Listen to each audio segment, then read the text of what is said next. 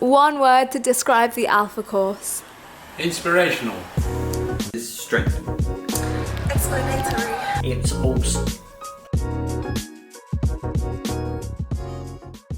Hi everyone.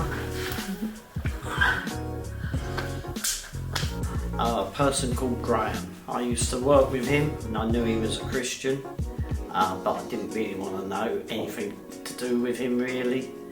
But at that time I realised I had a drink problem, so I went to my first AA meeting, and they said if you knew a Christian it'd be really good if you went and talked to them. And the only Christian who I knew was obviously Graham. Eventually we got talking and he gave me a little book. I realised then it was John's Gospel, and he suggested I read it and ask him any questions about it, and he went, questions you are now asking, you would do really well by doing an Alpha course. I think the best part of Alpha is the table and the people you speak to, the people you meet. I did Alpha for the first time because when I was 16 I would have called myself a Christian, but I wasn't really sure what that meant, and I had lots of questions for God, and I was at a time where I was actually doing my best to myself disprove God. A lot of my friends didn't believe, and so I really did my best to ask these difficult questions, and Alpha was a place where that was actually encouraged.